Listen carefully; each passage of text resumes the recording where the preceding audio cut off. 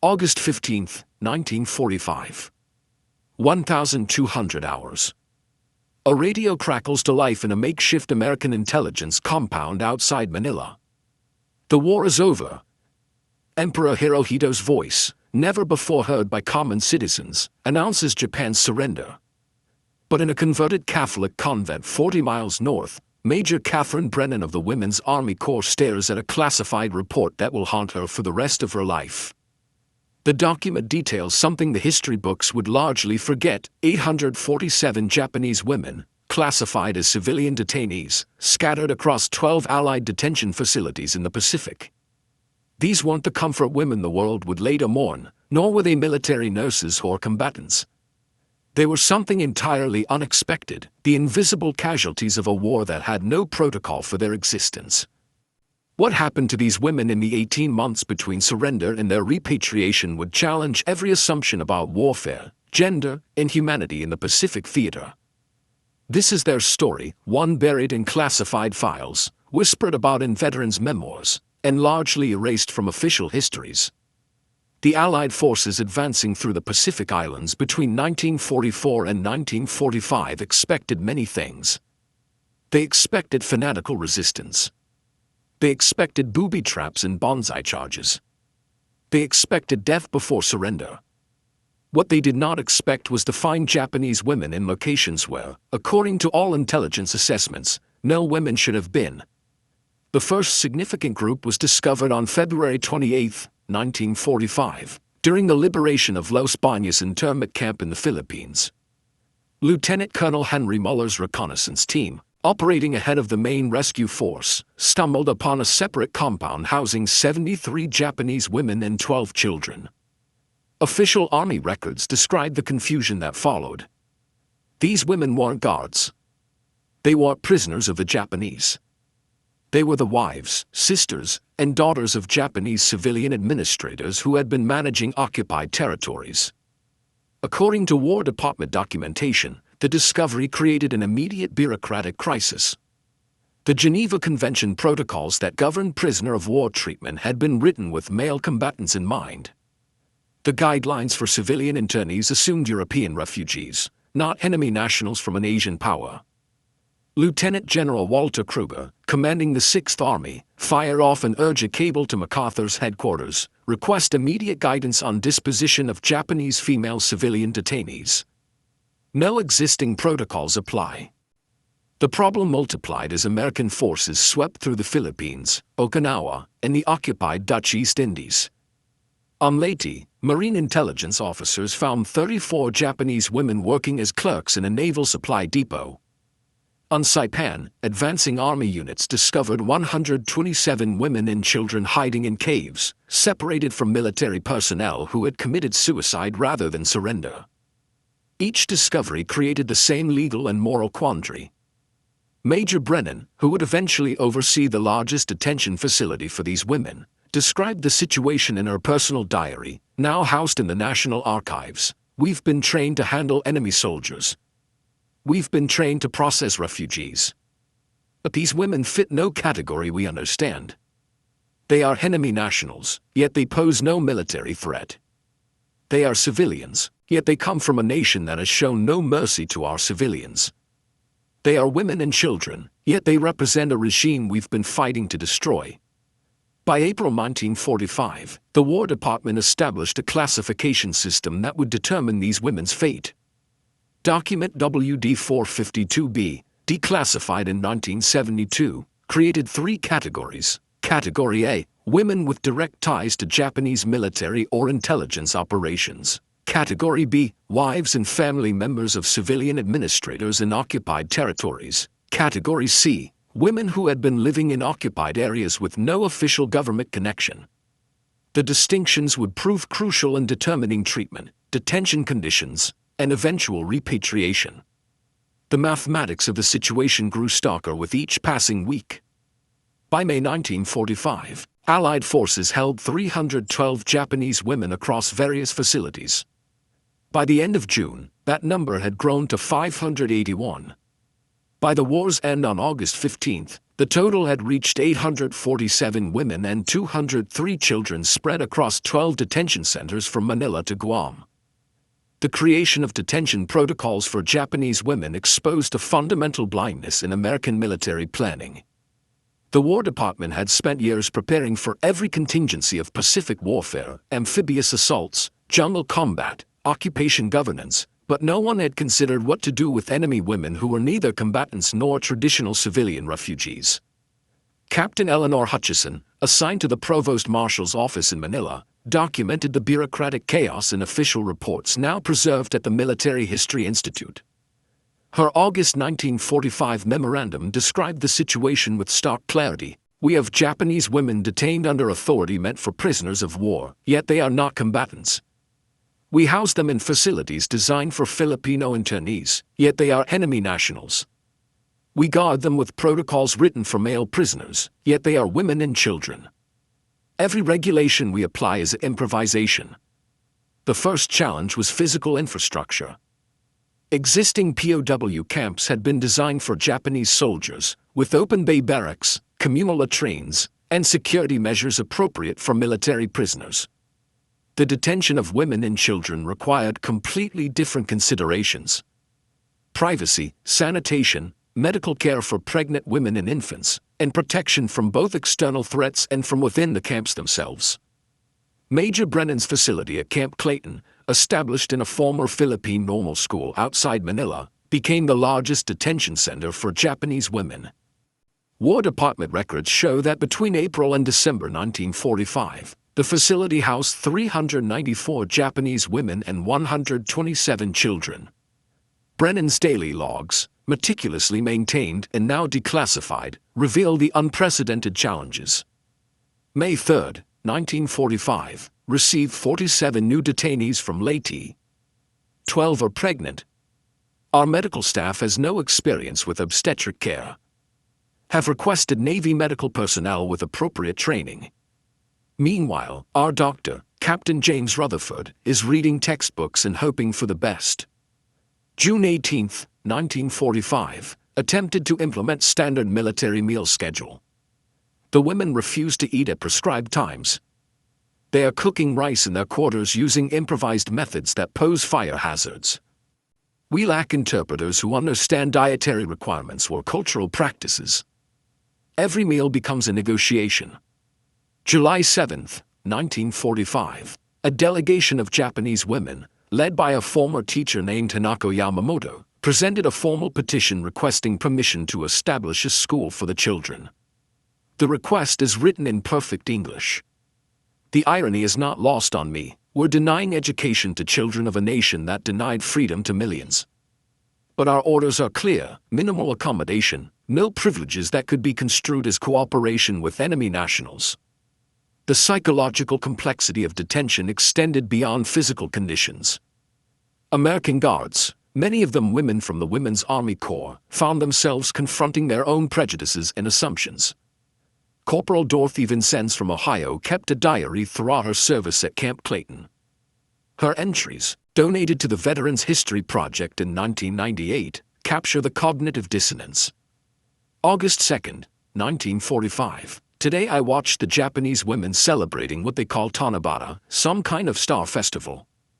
They made decorations from scraps of paper and sang songs to their children. I found myself crying. These are supposed to be the enemy. The same people responsible for Bataan, for Pearl Harbor, for everything we've been fighting against. But watching them with their children, I see my own mother, my own sisters. War makes monsters of us all by demanding we forget our common humanity. The three-category classification system established by War Department document WD-452B would determine not just detention conditions, but the very survival prospects of hundreds of Japanese women. The system, created in haste by bureaucrats thousands of miles from the Pacific Theater, failed to account for the complex realities these women represented. Category A detainees, those identified as having direct military or intelligence connections, numbered only 23 women across all facilities. Investigation files from the Counterintelligence Corps, declassified in 1983, reveal the thin evidence often used to justify this classification. One woman, Reiko Watanabe, was designated Category A solely because she had worked as a secretary for the Osaka Municipal Government's Public Works Department before the war. The classification form noted, subject possessed typing and stenography skills. May have had access to documents of intelligence value. The fact that she had been typing road maintenance reports was deemed irrelevant. Category A designation carried severe consequences. These women were segregated from general detention populations, subjected to regular interrogation, denied access to Red Cross packages, and placed last on any repatriation lists. Army intelligence documents show that the 23 Category A women were interrogated an average of 47 times each between August 1945 and June 1946. The interrogation reports, stamped confidential and buried in archives for decades, revealed the futility of this process.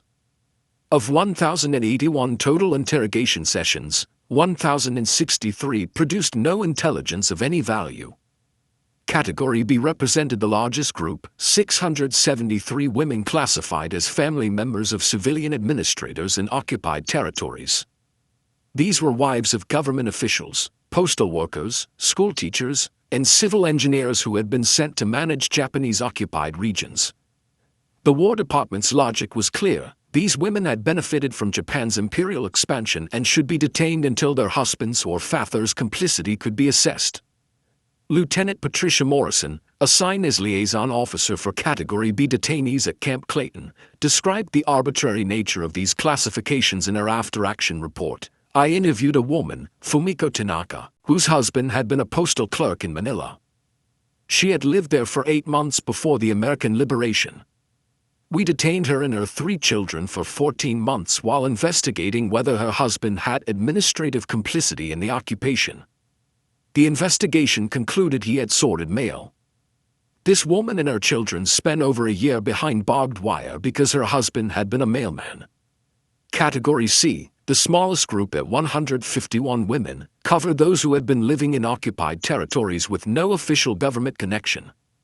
These included teachers who had volunteered for positions in occupied schools, merchants' wives, and women who had simply followed their families to territories Japan had conquered. The classification should have guaranteed the quickest repatriation, but the reality proved far more complicated. The classification system created a hierarchy of suffering within the detention camps.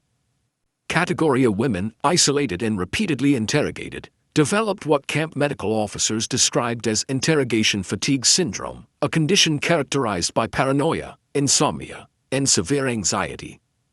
Category B women, comprising the majority, lived in a state of indefinite limbo, not knowing when or if they would ever return to Japan. Category C women, theoretically the most fortunate, often faced the greatest identity crisis, questioning whether they even belonged in Japan anymore after years living abroad. Before we jump back in, tell us where you're tuning in from, and if this story touches you, make sure you're subscribed, because tomorrow, I've saved something extra special for you. The turning point in the treatment of Japanese female detainees came from an unexpected source: American women who had themselves survived Japanese internment camps. In September 1945, a group of 14 former civilian internees from Santo Tomas and Los Baños, all American and European women who had endured 3 years of captivity under Japanese occupation, petitioned General Douglas MacArthur's headquarters with a request that stunned military officials. The petition, preserved in MacArthur's personal papers at the MacArthur Memorial Archives, stated, "We, the undersigned former internees of Japanese detention facilities in the Philippine Islands, hereby request permission to visit and assess conditions at Camp Clayton and other facilities currently housing Japanese female detainees. Having experienced detention ourselves, we believe we possess unique insight into the humanitarian requirements necessary for such facilities." Colonel Frank Randolph, MacArthur's Chief of Staff for Civil Affairs, initially recommended denying the request.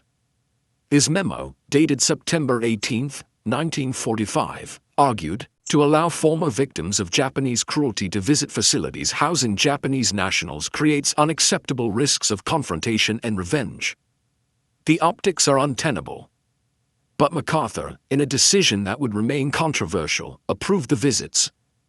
His handwritten note on the denial recommendation read simply, "If we become what we fought against, we have lost regardless of military victory. Approve the request with appropriate security measures. The first visit occurred on October 3, 1945. Virginia Hewlett, a former missionary who had spent 38 months in Santo Tomas internment camp, led a delegation of 6 women to Camp Clayton. Major Brennan's diary entry from that day captures the tension. "I have never been more anxious about any inspection. These women suffered genuine horrors under Japanese detention. I feared violence, confrontation, or at minimum, harsh judgment that would validate the most punitive policies toward our detainees. What happened instead transformed the entire approach to Japanese female detention." Hewlett's official report, submitted to MacArthur's headquarters on October 15, 1945, detailed systematic deficiencies in Camp Clayton's operations. The report's language was precise and devastating: medical facilities inadequate for obstetric care, sanitation provisions insufficient for the population density, nutritional standards below minimum requirements for nursing mothers and growing children, educational provisions for children non-existent, mental health resources completely absent. The report continued with a comparison that made military officials deeply uncomfortable. "We observed conditions that, while not approaching the deliberate cruelty we experienced under Japanese detention, nevertheless fall below the standards we would expect the United States to maintain. The women and children detained at Camp Clayton are receiving approximately 1,800 calories per day. We received less during our internment, but we expected cruelty from our captors. These detainees should expect better from us." Hewlett's recommendations were comprehensive and immediate.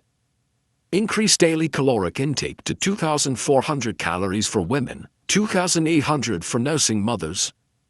Establish proper medical facilities with trained obstetric personnel. Create educational programs for children. Provide mental health resources. Allow limited self-governance within the camps. Permit cultural and religious practices that pose no security threat. The impact was swift. On October 28, 1945, MacArthur's headquarters issued General Order 247, implementing most of Hewlett's recommendations across all detention facilities housing Japanese women.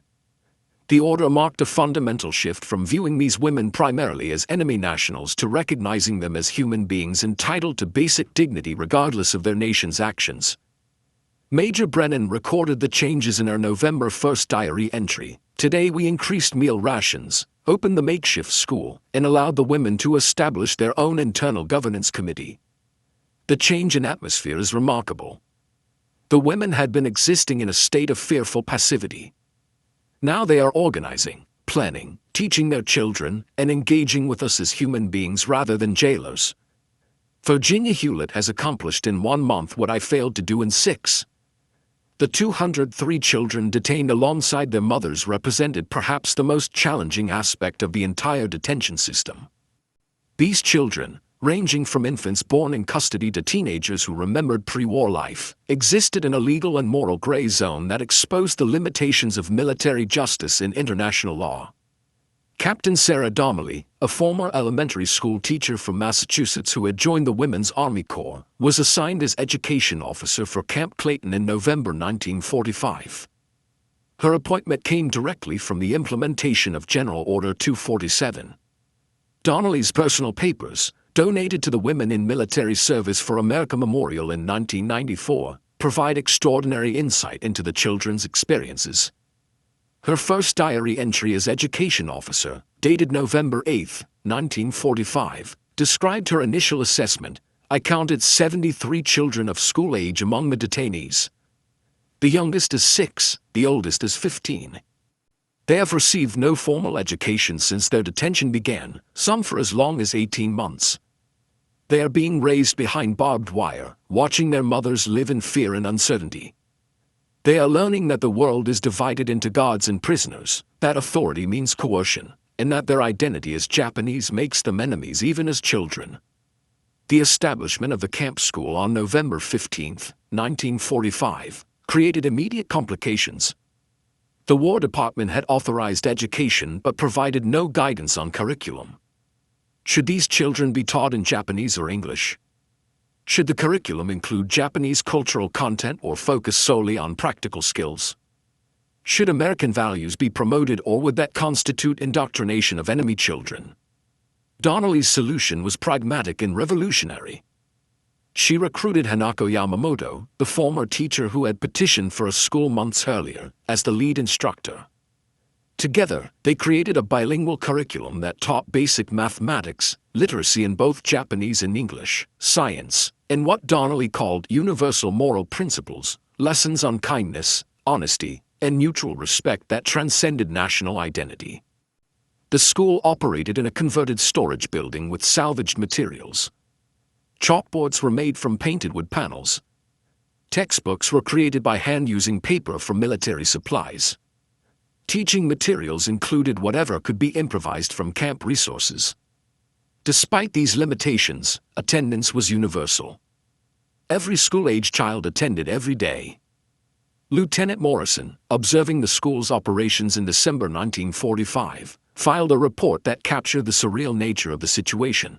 I watched American guards standing watch while Japanese children sang songs in their native language, learning lessons about Japanese folklore and tradition. 6 months ago, we were fighting to destroy everything these children represent. Now we are enabling the preservation of their culture and identity. The cognitive dissonance is profound, yet somehow this feels more aligned with American values than anything else we've done in this detention facility. The children's experience is very dramatically based on age. Young children, particularly those under 8, adapted with remarkable resilience. They played games with improvised toys, formed friendships across family groups, and treated the camp as simply the world they knew. Donnelly's notes from February 1946 described a birthday party for 6-year-old Kenji Matsumoto. The children fashioned decorations from scraps. The mothers pooled their rations to create a small cake. They sang songs and played games. For 2 hours, the barbed wire disappeared, and these children were simply children celebrating a friend's birthday. Older children and teenagers faced more complex psychological challenges.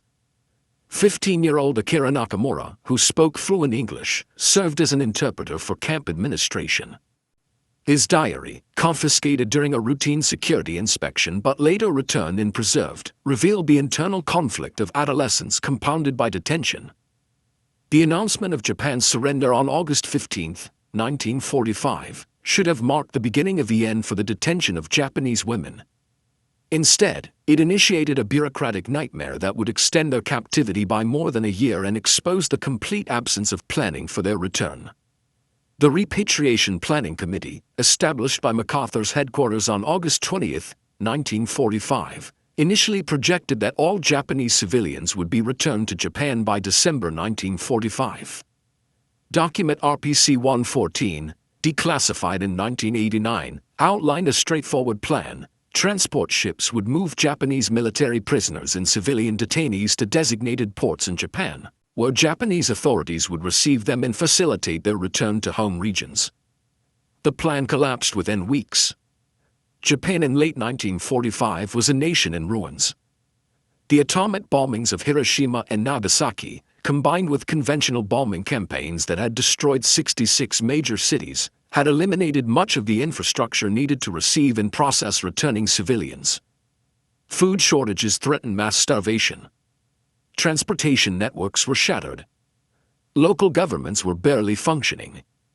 Colonel Thomas Wickham, assigned as Chief Repatriation Officer for civilian detainees, documented the crisis in his September 1945 report. The Japanese government has informally communicated that it cannot guarantee the safety or survival of repatriated civilians, particularly women and children without male family members. The nation's resources are completely dedicated to preventing mass starvation of the existing population. Adding thousands of returnees would overwhelm their capacity. The situation was further complicated by the status of the detainees' male relatives. Many of the husbands, fathers, and brothers of the detained women were themselves held in military POW camps or had died during the war. Some were being held for war crimes investigations. Others were simply missing, their fates unknown. The women faced the prospect of returning to a devastated nation with no support system and no means of survival.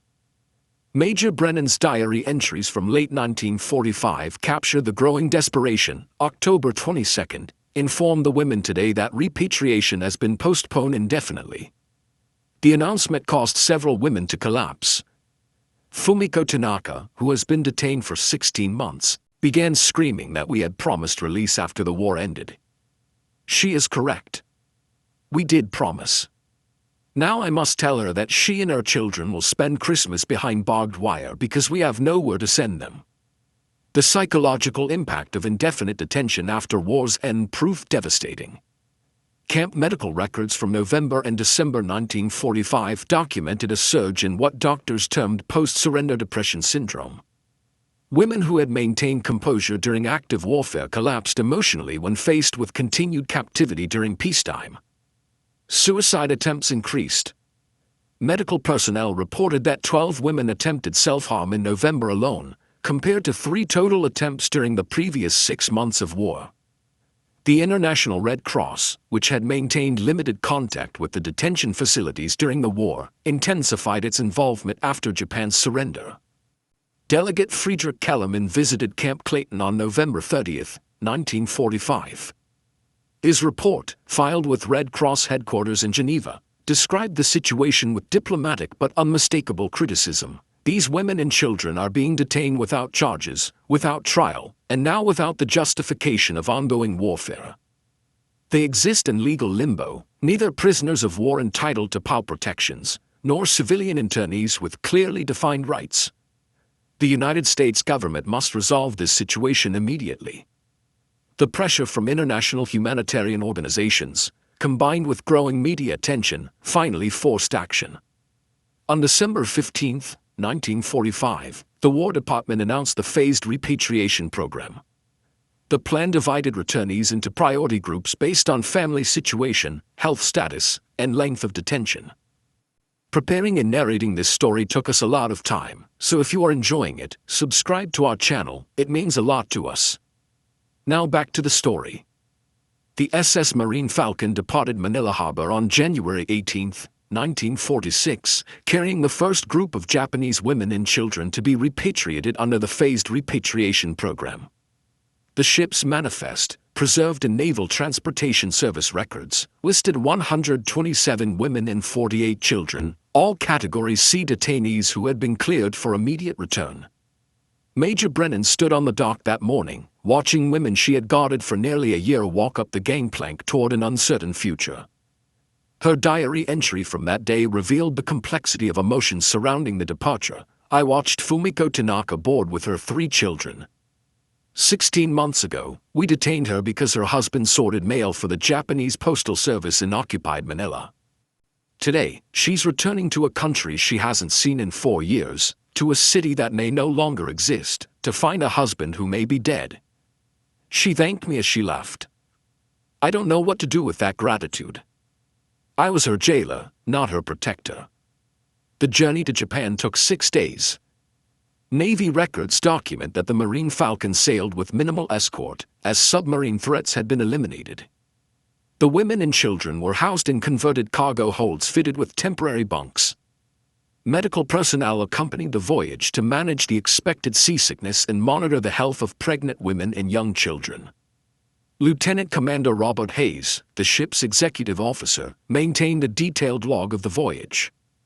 His entries, declassified in 1995, revealed the women's emotional state as they approached Japan, January 22nd. As we near Japanese waters, the mood among the returnees has shifted from relief to anxiety.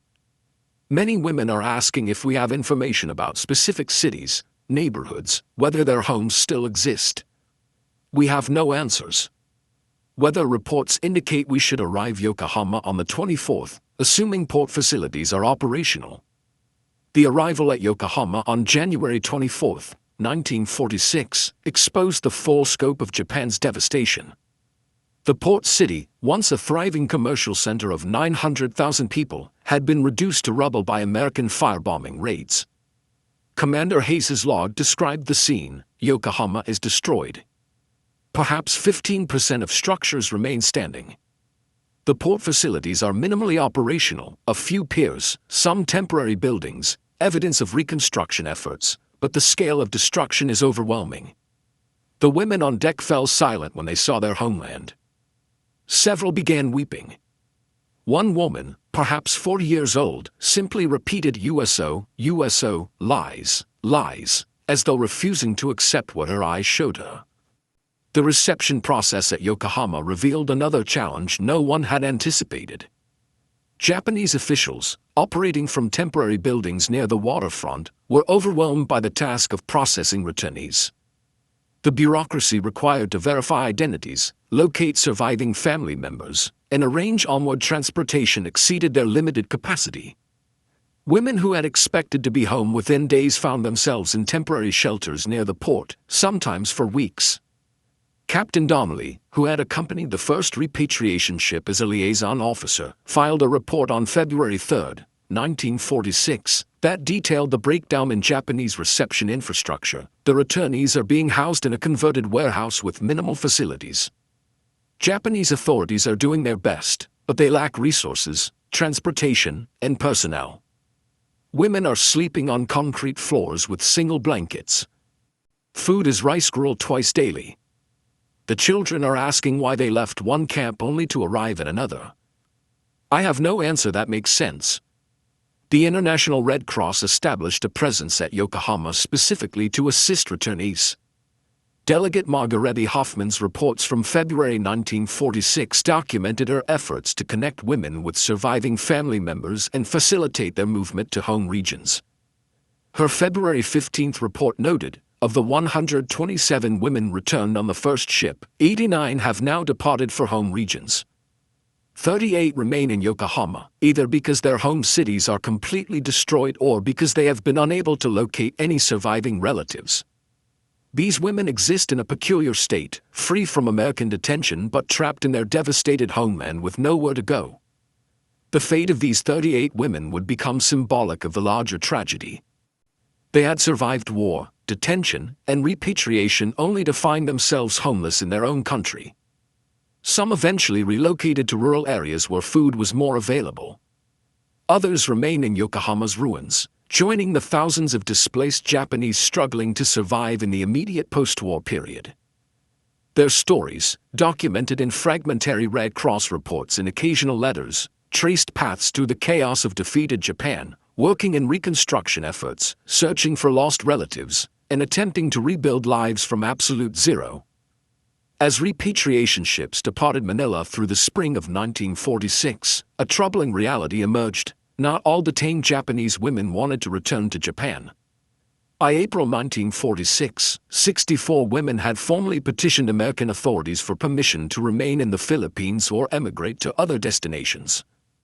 Their requests created legal and diplomatic complications that military officials were completely unprepared to handle. The petitions came from women whose circumstances made return to Japan either impossible or potentially fatal. War Department document WD 738F, declassified in 1987, categorized these cases into 4 distinct groups. The first group consisted of 23 women who had married Filipino men before or during the occupation. These women faced potential prosecution in Japan under wartime laws that had prohibited marriage to non-Japanese nationals in occupied territories.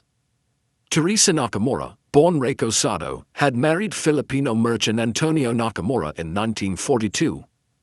Her petition, filed on March 15, 1946, explained her situation with heartbreaking clarity. I am legally married under Philippine law to a Filipino citizen. My husband survived the occupation in hiding. He has petitioned for my release. But if I return to Japan, my marriage will not be recognized, and I will be prosecuted for fraternizing with enemy nationals during wartime. I am trapped between 2 nations, belonging fully to neither. The second group included 18 women who had converted to Christianity during their detention, many through interactions with American military chaplains or missionary visitors. These conversions, documented in chaplain reports preserved at the Army Chaplain Corps Historical Center, carried severe social stigma in post-war Japan. Some women feared ostracism or worse if they returned home as Christian converts. Private correspondence from Chaplain Robert Morrison described one such case. I baptized Yuki Ayashi on December 8, 1945. She had been studying Christianity for 5 months, attending services, reading scripture, and asking profound theological questions. Her faith is genuine and transformative. But she tells me that returning to her village as a Christian would make her an outcast. Her family would disown her. She has asked if there is any way she might remain in the Philippines or relocate to a Christian nation. I have no answer to give her. The third group consisted of 15 women who had been victims of sexual assault during the confusion of the Japanese surrender and American liberation. These women carried pregnancies fathered by unknown assailants, some Japanese soldiers, some Filipino insurgents, some possibly even American personnel. Returning to Japan while pregnant with a child of uncertain paternity would guarantee social destruction.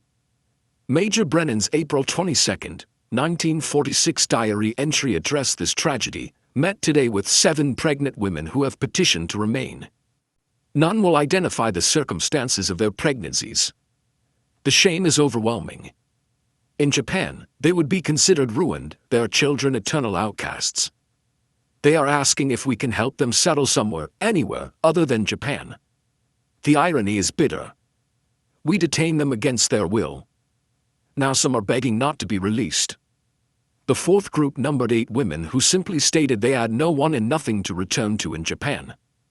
Their families were dead, their homes destroyed, and their prospects for survival negligible. These women explicitly requested permission to remain in Allied custody indefinitely rather than face certain destitution in Japan. The legal framework for handling these petitions simply did not exist. The women were classified as enemy nationals subject to mandatory repatriation under existing treaties. But forcing repatriation on women who faced persecution or death seemed to violate the humanitarian principles the United States claimed to uphold. The Immigration and Naturalization Service, the State Department, and the War Department engaged in months of bureaucratic debate while the petitioning women remained in detention. Captain Eleanor Hutchison, now serving as Chief Liaison for Special Cases, documented the bureaucratic paralysis in her May 1946 report. We have created Kafkaesque situations where women are simultaneously petitioning for release from detention and requesting to remain in our custody. They want freedom but cannot accept repatriation. We lack any legal mechanism to resolve these contradictions. So they wait, living in limbo, while bureaucrats in Washington debate jurisdiction and precedent. The eventual resolution came through a series of individual exceptions rather than systematic policy. Some women received special dispensations to remain in the Philippines under Filipino government supervision. Others were granted humanitarian immigration exceptions to relocate to allied nations. A few cases were simply closed administratively, with women released into Manila's population without formal documentation, becoming effectively stateless persons. By August 1946, all formal petitions had been resolved one way or another. But the resolutions often amounted to passing responsibility for military to civilian authorities without actually solving the underlying problems these women faced. The last Japanese woman departed American detention on November 3, 1946, 847 days after the first women were detained in February 1945. Major Katherine Brennan, who had overseen Camp Clayton through its entire existence, recorded the facility's closure in her final diary entry. Today we released Hanako Yamamoto, the teacher who petitioned for a school, who taught the children, who maintained dignity through 18 months of detention. She thanked me again. I still don't know what to do with that gratitude. We took 2 years of her life, and she thanks me for treating her humanely within that theft. The moral arithmetic doesn't balance.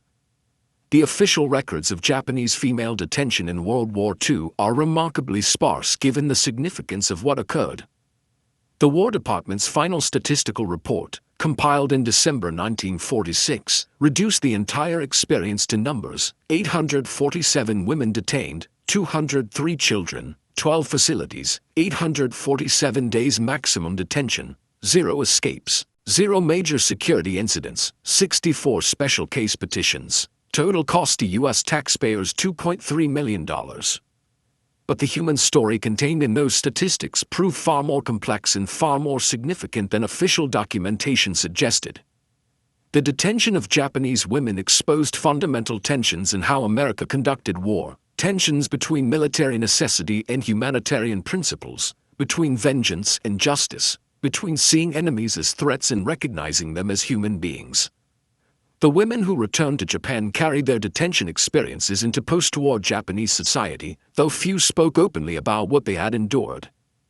Cultural stigma surrounding capture and detention meant that many women never told their own families the complete truth about where they had been during the war's final years. They had been trained by Japanese militarism to view surrender and capture as ultimate shame, and post-war society reinforced that view. Research conducted by Keio University historian Dr. Takeshi Yamada in the 1980s attempted to locate and interview former detainees. His published findings in 1989 documented that of 127 women he successfully located, only 31 agreed to be interviewed, and most of those refused to allow their real names to be published. One woman, identified only as Mrs. K, told Dr. Yamada, "For 40 years, I have told people I was in the countryside during the final year of the war.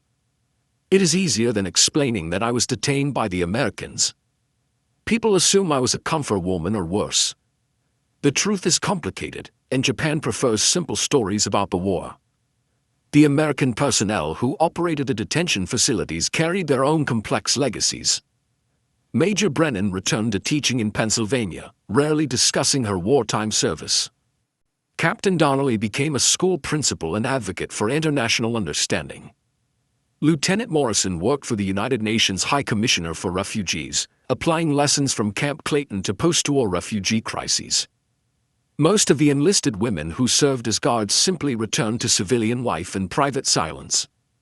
Virginia Hewlett, the former internee who had transformed the detention system, spent the remainder of her life advocating for humanitarian treatment of detainees regardless of nationality.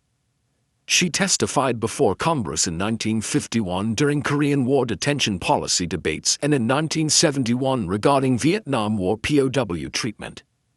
In a 1978 interview for the Veterans History Project, she reflected, "My experience in Japanese detention camps taught me about cruelty.